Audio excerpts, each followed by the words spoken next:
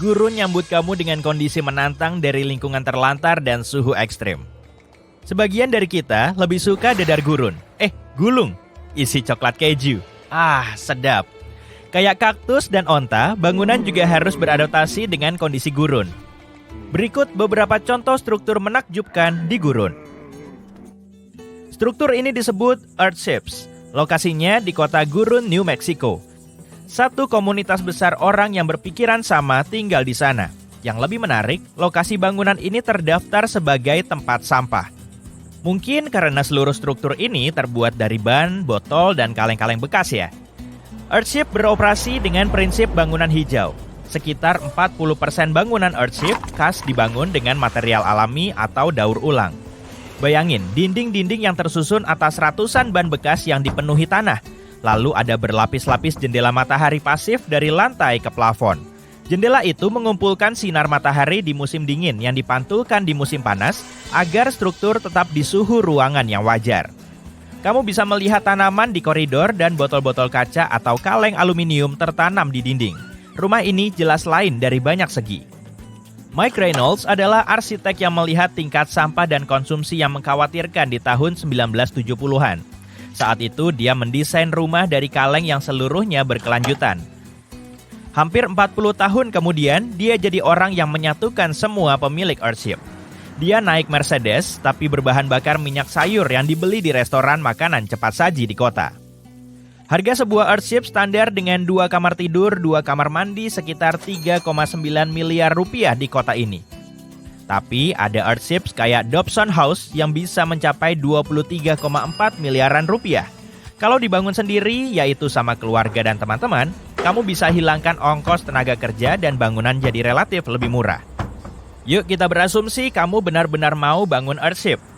Enaknya di mana ya? Di mana aja? Earthship sekarang cocok di udara Kanada yang dingin dan kering, juga di iklim lembab dan panas Haiti. Ini Mirage Mirror House. Ini instalasi yang didirikan di Gurun, California Selatan. Mirage dibuka tahun 2017 sebagai bagian dari pameran seni kontemporer. Rumah ini tersusun atas banyak cermin. Struktur minimalis ini menyatu dengan lingkungan di sekitarnya. Pintu, jendela, dan lubang-lubangnya dihilangkan guna menciptakan pengalaman luar biasa. Yang kamu miliki di lanskap dipantulkan kembali kepadamu. Gimana cara bikinnya? Dengan permukaan yang dicerminkan. Di malam hari, cahaya yang jauh dibiaskan dari cermin. Di siang hari, langit diubah jadi tumpukan awan. Nggak ada pemandangan tetap di rumah ini. Gimana kalau kita lihat struktur futuristik jauh di pedalaman gurun? Para arsitek mendesain konsep rumah yang pas banget dengan Cybertruck Elon Musk. Rumah ini bertema pasca kiamat. Maksudku benar-benar pasca kiamat, karena aku nggak bisa ngungkapinnya. Rumah ini didesain untuk bertahan dalam skenario bencana. Cyberhouse memiliki gerbang baja, jendela lapis baja, dan dinding luarnya terbuat dari material yang sangat kuat. Modern House dikendalikan oleh pompa panas bumi otonom. Gampangnya, kamu bisa menjaga kestabilan suhu di dalamnya. Rumah mengilap ini memiliki pintu masuk yang bisa dilewati Cybertruck. Bagaimanapun, sejak awal, rumah ini kan terinspirasi oleh Cybertruck. Selain itu, kendaraan tersebut bisa diangkat ke lantai 2 agar lebih aman. Ini pusat studi dan penelitian minyak Raja Abdullah di Arab Saudi. Pada dasarnya, ini laboratorium di gurun. Bangunan ini didesain agar pemakaian energi minimal. Arsitekturnya bermotif di dinding dan langit-langitnya mengacu pada bentuk geometri tradisi lokal. Perhentian berikut adalah Swartberg House di Afrika Selatan. Bangunan ini berlokasi di dekat pegunungan Swartberg, tapi jangan senang dulu. Struktur ini di tepi gurun Karoo besar. Ini berupa apartemen dengan 4 kamar tidur, juga dilengkapi sistem pengatur suhu khusus. Sistemnya bekerja kayak perisai dari panas di musim panas dan sebagai penangkap sinar matahari di musim dingin. Kamu lagi melihat Masjid Raya Jene di Mali. Masjid ini setinggi 16 meter. Bangunan ini impresif sebab cuma terbuat dari ranting dan campuran khusus lumpur dengan unsur alam lain yang ditemukan di gurun itu. Petra adalah kota kuno yang tersembunyi di gurun Yordania. Strukturnya langsung dipahat ke dalam tebing batu pasir berwarna putih dan pink. Lokasinya di antara ngarai dan pegunungan di dekat gunung. Bertahun-tahun lalu, tempat ini merupakan pusat perdagangan. Mungkin kamu pernah melihat fasad impresif bangunan ini. Struktur ini masih menyimpan berbagai misteri. Pertama, ilmuwan belum bisa menjelaskan bagaimana suku Nabath berhasil membangun struktur semacam itu ribuan tahun lalu. Apa kamu tahu ada tempat misterius lain di tengah gurun yang strukturnya mirip Petra? Madain Saleh kayak ibu kota kedua kerajaan Nabath, tapi mereka meninggalkan rahasia lain yang harus kita pecahkan. Di Madain Saleh ada lebih dari 100 makam yang dihias dan lebih dari 1.000 kuburan non-monumental. Selain itu, prasasti dan gambar-gambar di gua juga ada, lagi-lagi dikitari batu pasir. Dulu, Gubuk Kayu ini adalah kantor pos. Struktur ini ada di Gurun Tengger, Mongolia. Bangunan ini dikelilingi kekosongan. Cuma pasir yang menemani struktur sunyi ini. Luasnya cuma 15 meter persegi. Kayak dugaanmu, bangunan ini nggak begitu banyak pengunjung. Kantor pos ini telah terbengkalai lebih dari 35 tahun. Nasibnya berubah ketika suatu hari seorang wanita menemukan bangunan itu. Nona Zhang dan temannya punya ide. Mereka akan mulai bisnis dan orang-orang yang ingin mengirim surat serta kartu pos dari kantor pos paling sepi di dunia nggak harus pergi ke tempat itu. Usaha itu berhasil. Kantor pos itu jarang dapat kunjungan, tapi sibuk online. Lebih dari 20.000 surat dan kartu pos dikirim dari kantor pos gurun itu di bulan Desember 2021 saja. Tempat itu sekitar 10 km dari jalan terdekat. Truk pos mengambil surat-surat itu dan mulai jalan untuk mengantarkannya. Akhirnya, surat-surat itu dikirim ke seluruh dunia. Destinasi kedua di Arab Saudi adalah King Abdul Aziz Center untuk budaya dunia. Bangunan itu punya desain menarik, dibutuhkan hampir 1 dekade untuk membangun struktur kompleks itu. Ini menara setinggi 98 meter yang menonjol dengan tampilannya. Stone Matters Pavilion adalah struktur batu di Palestina. Struktur itu membentang seluas 60 meter persegi. Struktur ini seluruhnya dibangun dari 300 batu saling mengunci yang menopang satu sama lain. Concave roofs. Ya, memang tampilannya kayak mangkok raksasa. Didesain kayak gitu untuk menampung air hujan. Struktur ini ada di Iran. Yang menarik, di Iran, tingkat penguapannya 3 kali lebih cepat dibanding rata-rata di dunia. Jadi, desain mirip mangkok ini sangat berguna. Ia menampung air sedemikian rupa hingga bisa membentuk satu massa tunggal sebagai satu keutuhan sebelum menguap. Cangkang luar sistem atap ini mengumpulkan air hujan, tapi juga berfungsi sebagai naungan tambahan. Ini bikin udara mengalir lebih bebas, kayak mekanisme pendingin untuk kedua atap. Eco Lodge di Mesir adalah perhentian berikutnya. Proyek ini dibangun di suatu tempat yang menghadap gurun dan dibangun dengan material yang tersedia di tempat itu, kayak batu bata yang dibakar sinar matahari dan kayu palem. Bangunan ini contoh arsitektur tradisional, ada kolam air yang memungkinkan interior bangunan tetap sejuk. Yang cukup layak disebut adalah CID Interpretation Center di Chile. Gurun Atacama, Chile termasuk salah satu destinasi wisata di negara itu. Untuk membantu turis, arsitek mendesain pusat pengunjung sebagai bagian dari infrastruktur untuk ladang angin. Di sini, bulan-bulan musim dingin nggak bikin beku manusia karena jendela-jendelanya yang lebar memanfaatkan pemanas matahari. Yang lebih menarik lagi, bangunan ini didesain untuk benar-benar gelap di malam hari. Bayangin, kamu menabrak bangunan tanpa sengaja. Black Desert House adalah bangunan untuk menghormati bintang. Di malam hari, rumah ini menjadi gelap gulita. Bangunan ini larut ke dalam malam, hingga bintang-bintang bisa kelihatan lebih jelas. Jadi, apa kamu tahu bangunan misterius di gurun lain yang belum ada dalam daftar ini? Beritahu kami dalam komentar ya. Kamu berada di kawasan Taman Marga Satwa yang indah, tapi terbengkalai. Kandang hewannya dipenuhi rerumputan liar, pondok-pondok kecil berjajar tak terurus, sarang laba-laba serta jamur bertebaran. Saat memasuki bangunan gelap, kamu langsung disambut oleh cahaya hijau di hadapanmu. Kamu pun mendekatinya, dan matamu tertuju pada tangki air berukuran besar. Airnya berwarna kehijauan. Tapi yang lebih memikatmu, justru siluet binatang jumbo di dalamnya. Ternyata hiu putih besar. Tubuhnya masih tetap utuh karena terendam dalam larutan formalin. Pada tahun 2012, Wildlife Wonderland di Australia menutup tamannya. Seluruh hewan yang ada di situ kemudian dipindahkan, tapi hiu ini terlupakan. Tahun 2018, seorang penjelajah kota, Luke McPherson, mendatangi tempat ini dan memposting video hiu yang diawetkan. Videonya telah ditonton sebanyak jutaan kali dan kemudian hiu ini dinamai Rosie. Tak lama kemudian, taman ini mulai menarik perhatian banyak wisatawan. Sayangnya, sebagian dari mereka melakukan aksi vandalisme. Akuariumnya dirusak dan penuh dengan grafiti. Banyak orang mendesak agar dilakukan langkah perlindungan. Maka, beberapa bulan kemudian, saat kondisinya rusak parah, tangki hiu ini dipindahkan ke pusat pameran yang masih beroperasi. Mereka merestorasinya, lalu mengganti cairan di dalamnya agar penampilan si hiu tetap terjaga. Tempat terbengkalai berikutnya jauh lebih menakutkan. Mungkin inilah yang jadi daya tariknya.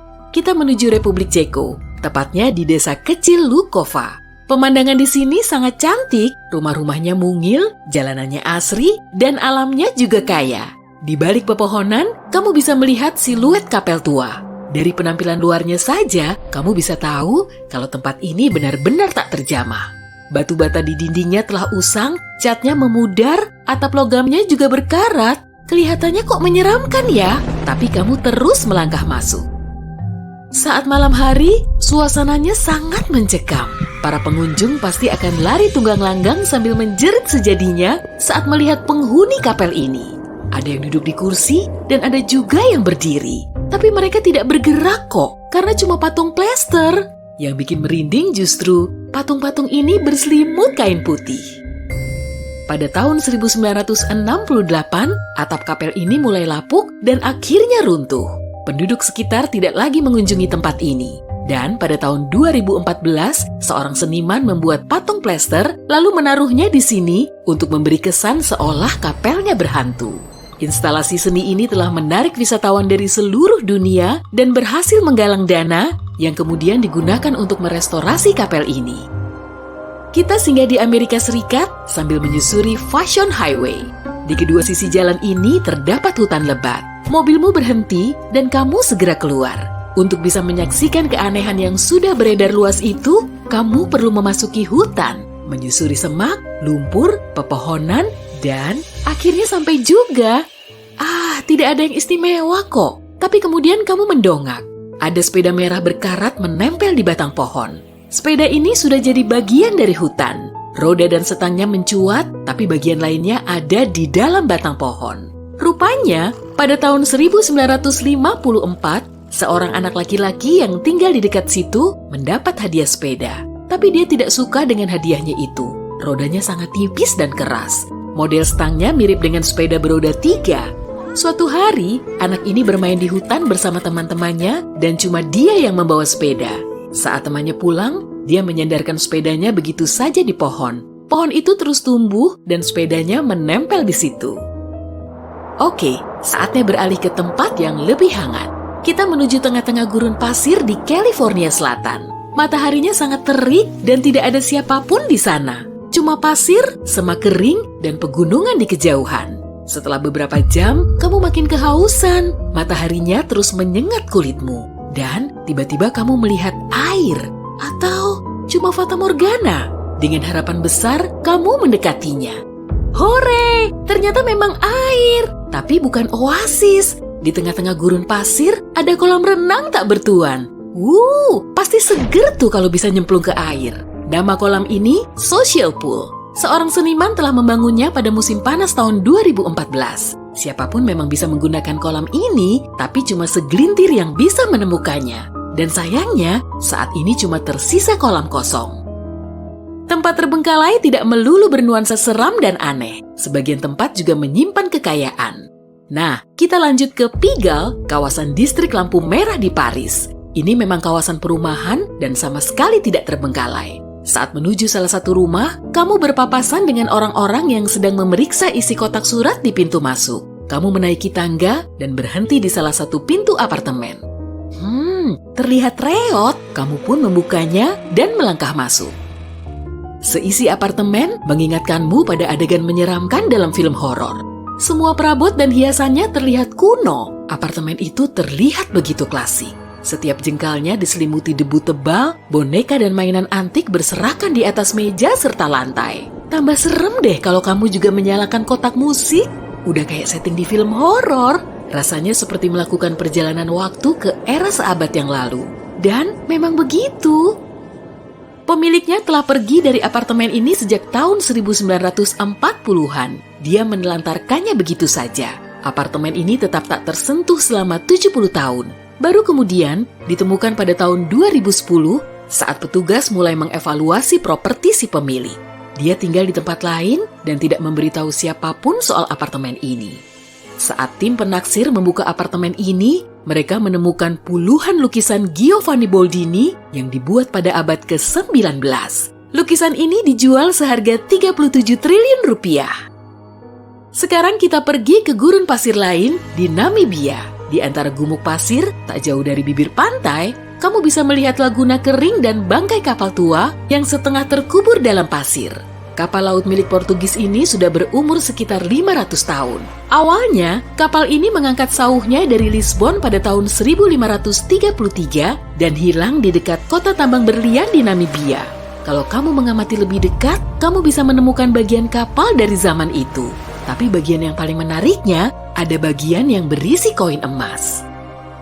Nilai seluruh kapal ini sekaligus harta karunnya diperkirakan lebih dari 177 triliun rupiah. Para geolog menemukan bangkai kapal ini pada tahun 2008, tapi kemegahannya baru terungkap 8 tahun kemudian.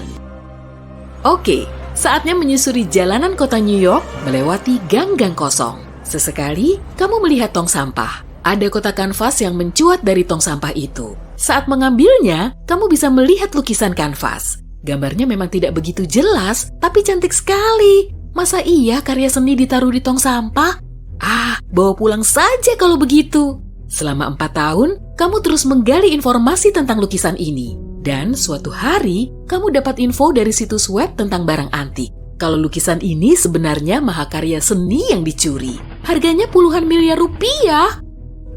Inilah yang dialami oleh seorang wanita asal New York pada tahun 2003. Saat melihatnya di tong sampah, dia langsung tahu lukisan itu punya aura tersendiri. Kemudian dia tahu kalau lukisan itu dicuri pada tahun 1989.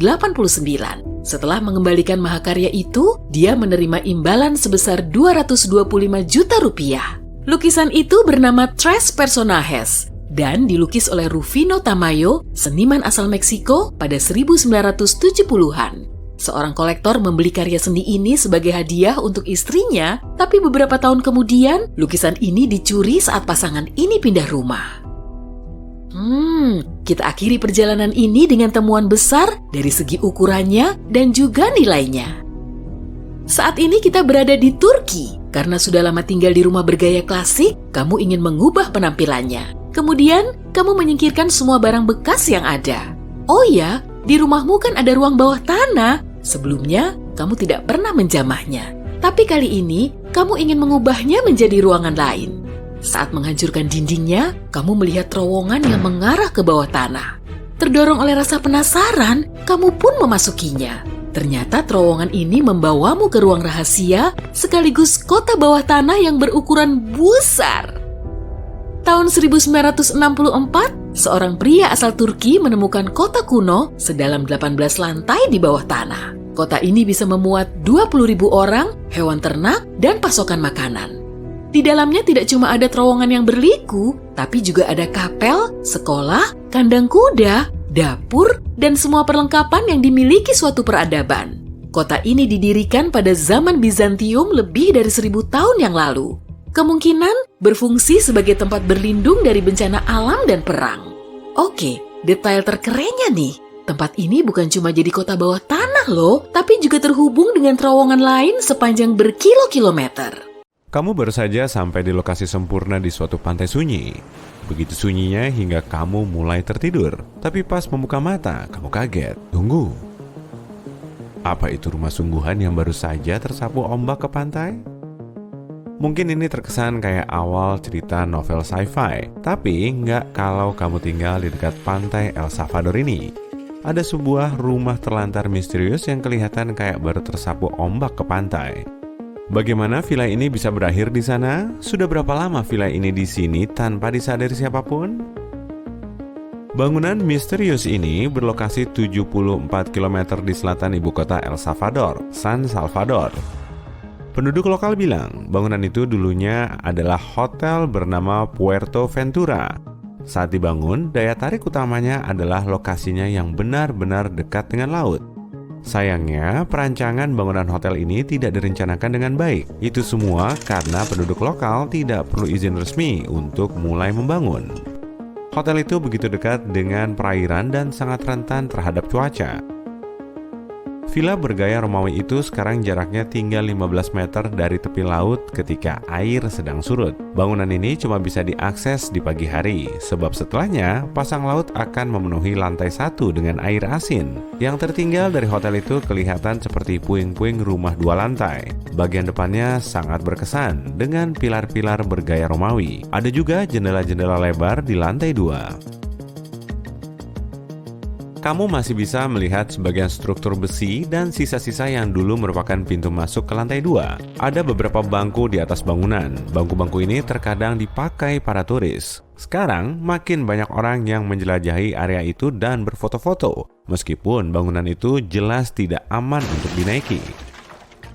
Hanya ada sedikit informasi tentang berapa lama bangunan ini sudah ada di lokasinya yang sekarang. Tapi menurut sebagian penduduk lokal, setidaknya sudah berdiri selama 20 tahun. Reruntuhan ini menjadi rahasia lokal selama bertahun-tahun, sebelum ditemukan oleh seorang pengguna TikTok di tahun 2021. Tapi itu belum menjawab pertanyaan kita, bagaimana hotel itu bisa berada di lokasi lain juga? Disinilah semuanya jadi agak membingungkan. Sementara sebagian penduduk lokal bilang bangunan itu ditinggalkan puluhan tahun lalu. Sebagian yang lain berkata tempat itu terlantar setelah badai Mitch menerjang area itu di tahun 1998. Badai Mitch adalah salah satu fenomena cuaca paling berbahaya yang pernah terjadi di Amerika Tengah. Selama badai terjadi, kecepatan angin mencapai 290 km per jam. Badai itu sendiri berlangsung selama 15 jam. Badai ini juga jadi penyebab curah hujan yang sangat tinggi yang menyebabkan banjir dan banyak terjadi tanah longsor. Karena dibangun begitu dekat dengan garis pantai, kecil sekali peluang hotel ini untuk bertahan dalam cuaca ekstrim itu. Jadi, hotel itu pasti ikut hanyut diterjang ombak. Setelah duduk berjemur, mungkin kamu akan mulai bermimpi tentang bola salju yang tersapu ombak menuju pantai. Karena kamu mulai kepanasan, aku nggak bercanda. Fenomena alam aneh ini terjadi di tahun 2016 loh. Ini mengakibatkan pantai Teluk Aub di Siberia Barat tertutup banyak bola-bola salju besar sejauh 18 km. Karena suhu rendah, kepingan-kepingan es kecil mulai terbentuk di air. Setelah itu, angin dan gelombang menggulungnya menjadi bola-bola salju besar. Sebagian berukuran sebesar bola tenis, tapi yang lain sampai sebesar 1 meter. Sebuah sepeda motor Harley Davidson tipe Night Train muncul di pantai British Columbia di tahun 2012. Motor ini dikemas dengan sangat rapi di sebuah peti kemas. Pemiliknya butuh waktu agak lama, tapi akhirnya berhasil melacaknya. Namanya adalah Ikuo Yokoyama, dan dia kehilangan sepeda motornya setelah tsunami menerjang Jepang pada 11 Maret 2011. Untuk sampai ke tujuan akhirnya, moge itu harus menempuh jarak sejauh 6.500 km. Untuk merayakan perjalanan panjang ini, Yokoyama mendonasikan motornya ke Museum Harley Davidson di Milwaukee. Sejak itu, sepeda motor ini telah dipajang di sana, barangkali kamu ingin berkunjung. Fenomena aneh yang ini mirip seseorang habis menumpahkan sabun cuci piring di seluruh pantai. Tapi ini sangat sering terjadi di Queensland. Buih laut menutupi pantai di sana beberapa kali setiap tahun. Seringnya ini terjadi sehabis badai, ketika gelombang laut melarutkan materi organik di sekitarnya. Pada dasarnya ini mirip mesin pembuat es krim raksasa. Setelah siklon Debbie di bulan Maret 2017, beberapa pantai harus ditutup karena banyaknya buih putih.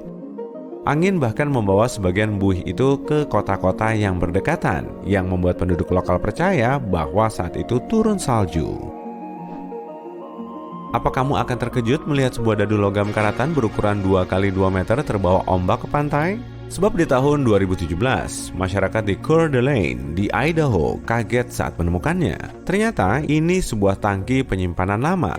Seseorang memutuskan untuk sedikit menghiasnya dengan beberapa titik putih agar kelihatan seperti dadu.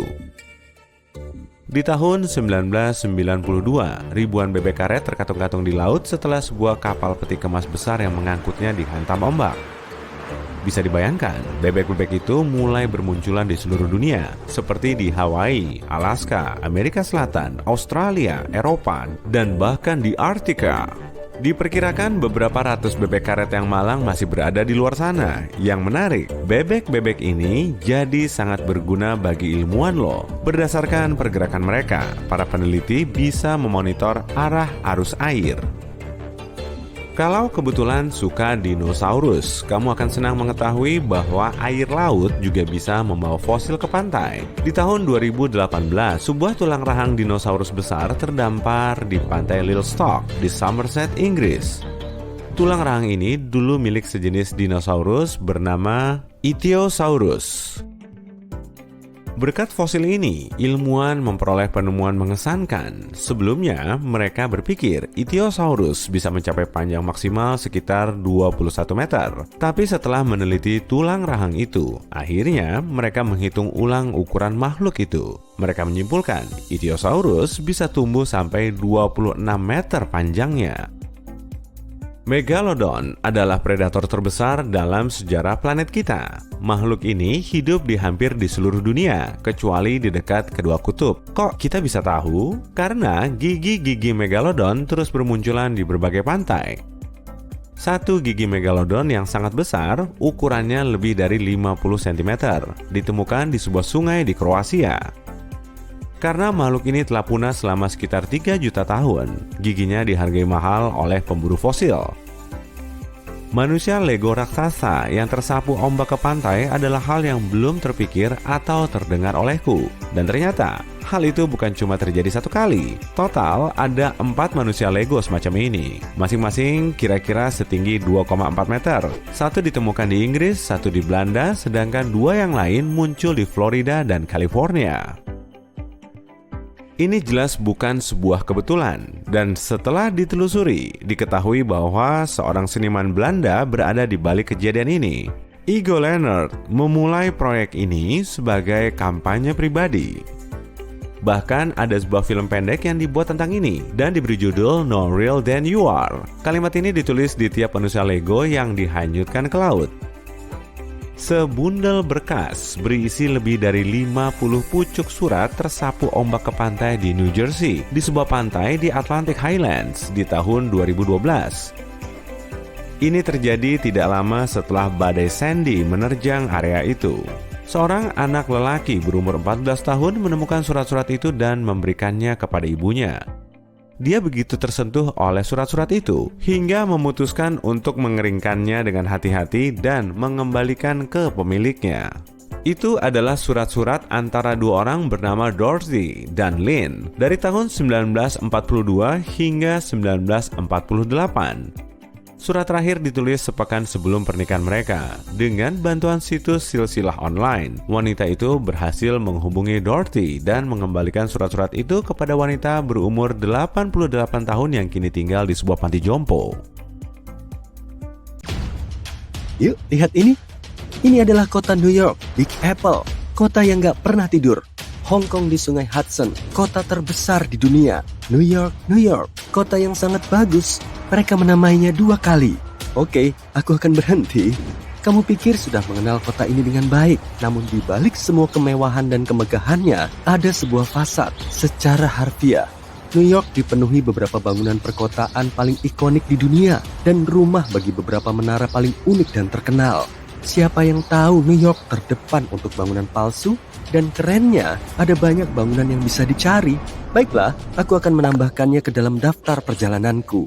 Jadi, pertanyaannya, kenapa mereka menempatkan bangunan-bangunan palsu ini di seluruh New York? Kota ini merupakan salah satu tempat paling dinamis di dunia dan butuh banyak infrastruktur untuk membuatnya terus bergerak. Artinya, punya banyak struktur dan bangunan industri di setiap distrik utama. New York menawan karena desain dan bangunannya. Bayangin ada bangunan industri tepat di sebelah kedai pizza atau hotdog favoritmu. Para perancang berpikir jauh ke depan dan memutuskan untuk menyamarkan infrastruktur industri tersebut sebagai bangunan palsu. Bangunan-bangunan ini menyatu dengan kota dengan sangat baik sehingga nggak terlihat menonjol. Bangunan-bangunan ini terlihat seperti apartemen tua atau unit rumah yang sebenarnya, dengan pintu depan, jendela-jendela yang nyata, dan bahkan balkon-balkon yang menawan di mana orang-orang biasa berkumpul. Masalahnya, nggak ada apapun di balik fasad dan nggak ada yang diizinkan masuk ke dalam. Jadi, di bagian dunia mana saja kamu bisa menemukan bangunan-bangunan palsu ini? Sebagai permulaan, salah satu bangunan palsu yang paling populer ada di Brooklyn. Di 58 Joralemon Street, kamu bisa menemukan lingkungan yang sangat khas. Namun di antara bangunan-bangunan itu, berdiri sebuah bangunan bata dengan warna yang sedikit lebih gelap dari yang lain. Bangunan ini memiliki jendela-jendela terbuka yang menyatu dengan bangunan lain di lingkungan itu. Hanya saja, jendela-jendela ini gelap. Sekilas, kamu mungkin gak akan menganggapnya sebagai sesuatu yang istimewa. Tapi kalau kamu memperhatikan dengan seksama, bangunan ini terlihat seperti glitch dari video game. Bangunan ini dibangun pada tahun 1847, jauh sebelum New York dianggap glamor.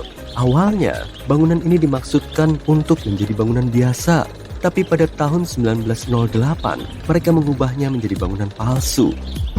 Jangan kira kamu bisa masuk begitu saja. Bahkan kalau bisa, gak ada gunanya. Karena bangunan itu adalah bagian dari kipas ventilasi untuk kereta bawah tanah. Bangunan ini juga berfungsi sebagai pintu keluar darurat untuk beberapa bangunan di sekitarnya. Sebenarnya, di seluruh New York, banyak bangunan palsu yang dibuat untuk menyamarkan ventilasi kereta bawah tanah agar asap bisa keluar. Terbentang sampai 415 Bruckner Boulevard, Bronx. Rumah bandar ini dirancang oleh Switzer Group yang merupakan perusahaan arsitek interior. Rumah ini nggak semenarik rumah di 58 Joralemon Street, namun tujuannya sama, yaitu menyembunyikan gardu induk untuk perusahaan listrik New York. Kota ini membutuhkan gardu induk untuk menurunkan tegangan listrik bertegangan tinggi ke tegangan yang lebih rendah agar bisa didistribusikan secara lokal. Memiliki bangunan seperti ini di tengah-tengah lingkungan bukanlah cara yang paling cerdas untuk menarik orang ke Bronx.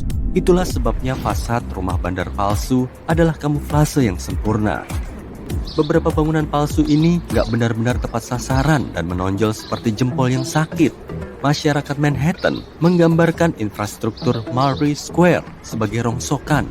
Setelah banyak desain ulang dan pertemuan kembali ke papan gambar, hasilnya tetap saja nggak bagus. Penduduk setempat membandingkannya dengan kotak beton. Mereka membuat jendela tanpa kaca yang nggak memungkinkan bangunan untuk berbaur dengan lingkungan sekitar. Namun, ini juga berbeda dari ventilasi kereta bawah tanah yang khas. Ada banyak tempat yang bisa dikunjungi dan dicoret dari daftar perjalananmu. Namun jika kamu tinggal di Tiongkok, kamu bisa tinggal di negara ini dan mengunjungi banyak kota ikonik di seluruh dunia. Kota-kota replika ini dimulai ketika ekonomi Tiongkok mulai berkembang pesat di awal tahun 90-an. Mereka ingin gaya hidup orang kaya dan terkenal tanpa harus meninggalkan negara mereka. Mereka bisa menyantap makanan lokal dengan nyaman dan merasa sedang berada di luar negeri. Provinsi Guangdong di Tiongkok sangat mirip dengan desa Alpen, Austria yang bersejarah, Hallstatt. Hallstatt yang asli sudah berusia berabad-abad dan merupakan salah satu tempat yang paling menarik untuk dijelajahi. Penduduk lokal Hallstatt juga nggak tahu bahwa rumah mereka dibangun di Tiongkok. Beberapa orang menganggap hal ini kontroversial. Mungkin karena biaya pembangunannya mencapai $940 juta. Nggak diragukan lagi, Paris merupakan salah satu kota paling menarik yang bisa kamu kunjungi. Sejarahnya yang kaya dan budayanya yang dinamis sudah cukup untuk membuatmu naik pesawat pertama untuk pergi ke sana. Bagi penduduk Tianducheng, itu adalah sesuatu yang bisa mereka lakukan kapan saja mereka mau. Kota ini juga dikenal sebagai kota langit dan punya replika menara Eiffel yang sangat mirip dengan menara ikonik di Paris dan membangun gedung-gedung yang sesuai dengan pesona visual kota ini. Salah satu hal utama yang akan mematahkan pesona tersebut adalah lahan pertanian yang mengelilingi kota. Hampir nggak ada orang di sana dan jalanannya selalu kosong. Sangat berbeda dengan Paris. Namun, kamu bisa menemukan beberapa air mancur dan patung-patung indah yang tersebar di sepanjang jalan untuk memberikan semangat. Ada cucian yang digantung di mana-mana, bahkan di pepohonan. Air mancur yang indah kering dan banyak apartemen yang kosong. Hanya beberapa toko yang buka untuk bisnis. Meskipun terlihat seperti kota palsu, kota ini cukup nyata. Beberapa orang tinggal di sini karena harganya lebih terjangkau daripada tempat lain. 2 jam perjalanan dari kota ini, terdapat versi lain dari Pont Alexandre III di Paris dan replika Tower Bridge di London. tapi dengan 4 menara, bukan 2. Hei, untung banget. Kamu juga bisa mengunjungi hal yang paling dekat dengan Italia, tapi kali ini kamu bisa berbelanja. Florencia Village adalah sebuah mall outlet yang menawarkan berbagai toko yang akan membuatmu lupa diri. Bagusnya, tempat ini dibangun oleh pengembang Italia untuk menangkap esensi dari sebuah desa Italia. Tempat ini punya air mancur, kanal, dan mosaik untuk estetika yang tepat. Mall ini dibuka pada tahun 2011 dan punya lebih dari 200 toko dengan banyak merek Italia dan juga merek Inggris, Amerika Serikat, dan Tiongkok. Tempat ini sangat populer dan dikunjungi oleh 10.000 hingga 25.000 pengunjung per hari.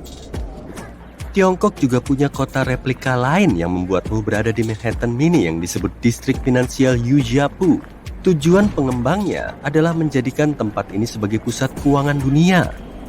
Tempat ini dilengkapi dengan markah tanah yang tepat seperti Rockefeller dan Lincoln Center. Tapi proyek ini dihentikan pada tahun 2019, sehingga sebagian besar kosong. Kamu bisa menemukan kota khas Inggris dengan jalanan berbatu, rumah-rumah bergaya Victoria, dan restoran yang menjadi ciri khas Thames Town. Tempat ini dimaksudkan untuk menciptakan fantasi gaya hidup Eropa tanpa harus meninggalkan Shanghai. Tiongkok juga punya kota Belanda yang punya beberapa elemen Amsterdam dengan kincir angin dan kanal-kanal yang terkenal. Tiongkok bahkan memutuskan untuk meniru beberapa markah tanah seperti Museum Maritim Belanda. Berikut ini adalah kisah bonus dari bangunan tertipis di Lebanon yang dibangun dari sebuah perselisihan. Ini adalah kisah tentang 2 bersaudara yang mewarisi sebidang tanah yang gak sama. Salah satu dari saudara tersebut kebetulan mendapatkan sebidang tanah yang sangat sempit dan merasa iri dengan sebidang tanah milik saudaranya yang lebih luas. Dia pun gak senang. Kedua tanah tersebut menghadap ke Laut Mediterania di lingkungan yang ramai di Beirut, sehingga gak heran kalau kedua bersaudara ini gak bisa sepakat tentang cara mengembangkan tanah mereka. Jelas bahwa saudara yang punya tanah paling luas dapat membangun bangunan yang layak. Saudara yang satu lagi harus berimprovisasi. Dia memutuskan untuk menghalangi tanah milik saudaranya dengan membangun sebuah bangunan tipis yang bagian terlebarnya hanya muat 427 cm dan bagian tersempitnya hanya muat 61 cm. Bangunan ini dibangun pada tahun 1954 dan penduduk setempat mengenalnya sebagai Dendam Kesumat. Hal yang gila adalah tempat ini pernah bisa dihuni dengan banyak pengunjung yang menikmati masa tinggalnya. Gak mudah untuk tinggal di sana, tapi itu adalah bagian dari pengalaman hidup. Bangunannya juga masih berdiri loh, tapi kosong.